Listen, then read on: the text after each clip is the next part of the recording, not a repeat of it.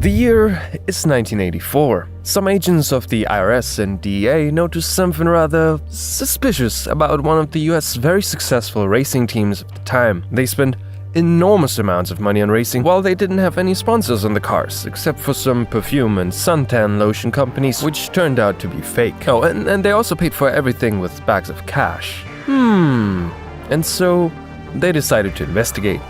Ladies and gentlemen, this is the story of the rise and fall of the Whittington brothers.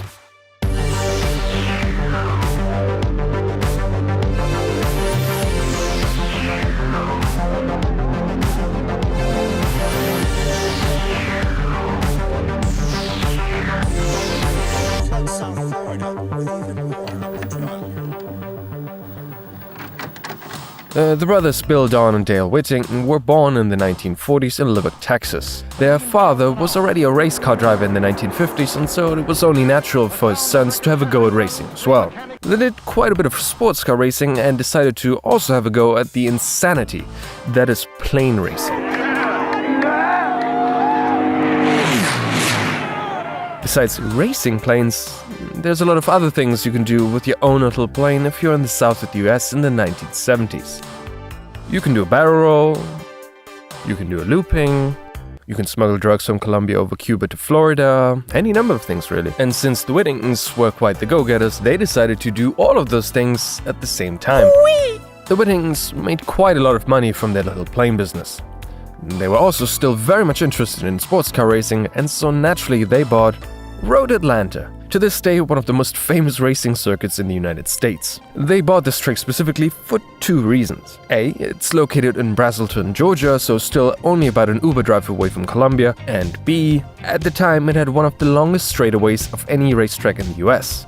I mean, went just about as straight as a drunk crab running from an active shooter, but it was enough to function as a runway on which to land their planes. Instead of having to go to an actual airport or land somewhere in a ditch, they flew in the dead of the night and landed on their own racetrack. Sometimes they even stopped some of the races that were going on there, landed their plane, and went, "Alright boys, you may continue now, because yeah, well, this is our racetrack, and what are you going to do?" Nobody was permitted access to certain areas and certain buildings around the track, because that's where they stored most of the pot they flew in. They say that if you want to become a millionaire, the only thing you have to do is be a billionaire and get into racing. However, as it turns out, you can actually make money with racing. You only need to have a massive drug smuggling business going on the side. It's not rocket science. Motor racing is basically the competition to see who can build and drive the fastest chair. And since the Whittingtons had a passion for racing, an additional bonus of having their own racetrack was that the Whittingtons became pretty good at driving fast. Not world class by any means, but pretty good. But since they still only had relatively limited racing experience, it would be absolutely ludicrous to have a go at the hardest race on the planet right away. And so they did.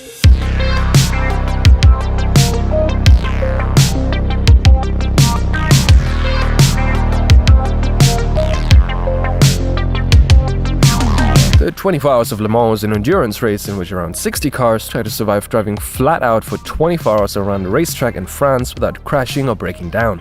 The track they race at is the Circuit de la Sarthe, a high-speed roller coaster with an almost 4-mile-long straight, where cars would reach speeds of around 230 miles per hour in 1979, which is all the more insane if you take into account that they were driving turbocharged aluminum coffins. But no, for real, racing was not safe at all, because it involved 1970s safety standards, which is as meaningful as saying 1570s human rights standards or 2020 TikTok standards, and meant that cars would basically disintegrate as soon as they could smell a wall invading on their personal space. It's one of the most dangerous races in the world, and a true test of mental and physical endurance even for the best drivers on the planet. And then there were three weed smuggling brothers. Don and Bill paid $20,000 each to get a seat at the established Kramer racing team.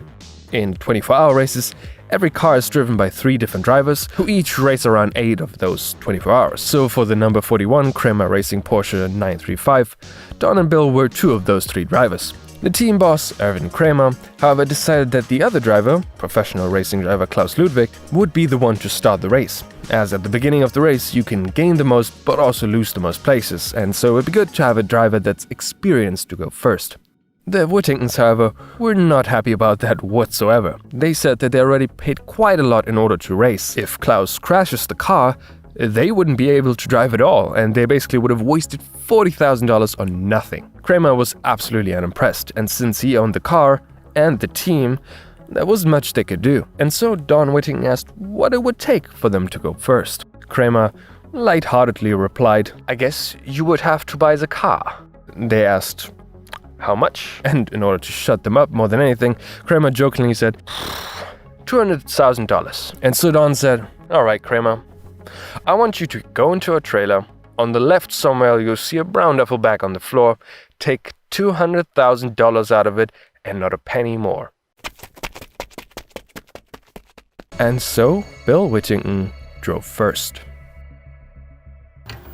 The race. Luckily for Bill Whittington, it was dry at the start of the race, and he actually had a pretty good start. He slipped back behind the faster prototype cars as the race went on, but that was to be expected. You see, the 24 Hours of Le Mans is a multi-class race. There's a lot more nuance to this, but it's basically 2 races held at the same time. Around half of the competitors drive the slower production cars that sort of still look like the ones you could buy at the dealership. The other half of the field is made up of super fast prototypes who were developed purely for racing at these events. They might have the same name as a production car, but otherwise have nothing in common with them. There is going to be an overall winner in Le Mans, which is basically always one of these prototypes, but there is another winner's trophy for the fastest of the production cars as well. That's the trophy the Whittingtons were competing for. The late evening hours brought fog and heavy rain, which stayed for the whole night. And so all of a sudden, all of the production cars, which had windshields and windshield wipers, were actually faster than the prototypes. After some great driving through the night by Klaus Ludwig, the number 41 Kramer Porsche production car of the Whittingtons found itself in first place. Overall, by morning, it looked as though they could actually win the whole thing. However, at around 10:40 a.m., with Don at the wheel, the car suddenly came to a halt on the Mulsanne straight. The cam belt had ripped, which is this thing, which was an absolute disaster. The 24 Hours of Le Mans is a race of endurance. As such, when your car is broken somewhere on track, you are not allowed to be helped in any way. You can't get a tow truck to get you back to the pits for repairs, nor can somebody help you repair the car somewhere on track. Either the driver fixes the problem on his own, or you're out. Unfortunately for the Whittingtons, the car was around 4.5 miles away from the pits, so it wasn't like Don could just push it back. With other cars screaming by at over 200 miles per hour for more than half an hour, Don tried his best to fix his Porsche, but to no avail, as he watched his seemingly certain victory slip away minute by minute. His brother Bill, who was sat in the pits, wasn't just gonna give up though, and so he came up with a rather ingenious plan. They sent a delivery driver to bring some sandwiches to the stricken and at this point probably fairly hungry Don at the other side of the track. In one of the sandwich bags, they hit another cam belt. Don had a little snack, attached a new cam belt, and went back into action.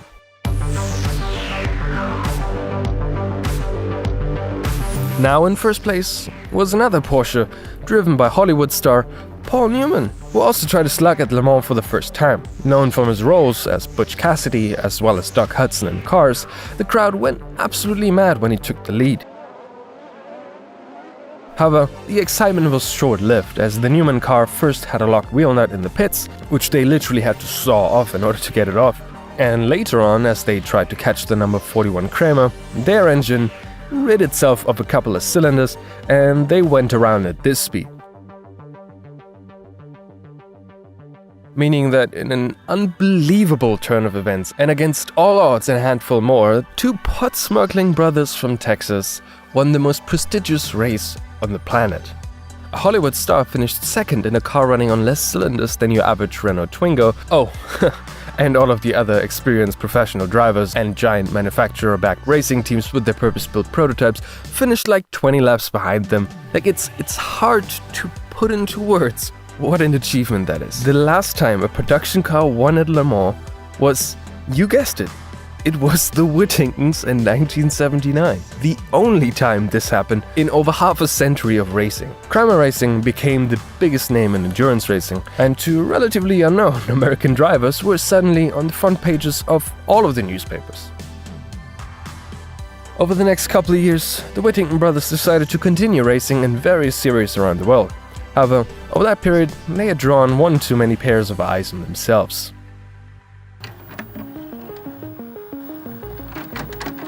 You see, racing costs a lot of money, and usually you finance your racing by having sponsors on your cars. And one thing that clearly sticks out when you look at the cars of Whittington Brothers Racing, they don't really have many sponsors on their cars at all, except for the racetrack that they themselves owned, as well as a couple of brands that nobody had ever heard of. That was because, you guessed it, they just made them up. For example, Sun System sun lotions with the beautiful slogan, "How the French get more tan out of the same sun."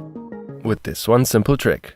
Dermatologists hate them. In order to convince others that these were legitimate sponsors, they would go as far as hiring women to walk around the pits to spray some people with their made-up perfume, which was just an off-brand supermarket perfume where they put their sponsor's logo on. However, in 1986, the IRS and DEA had enough. They estimated that the Whittingtons made around $73 million from their illegal endeavors. Don and Bill Whittington were charged and pled guilty to tax evasion, money laundering, and drug trafficking. Don got 18 months and Bill got 15 years. They sold the Road Atlanta racetrack to a certain Randy Lanier, a fellow racer and kingpin of his own drug smuggling operation. But that's a story for a different time.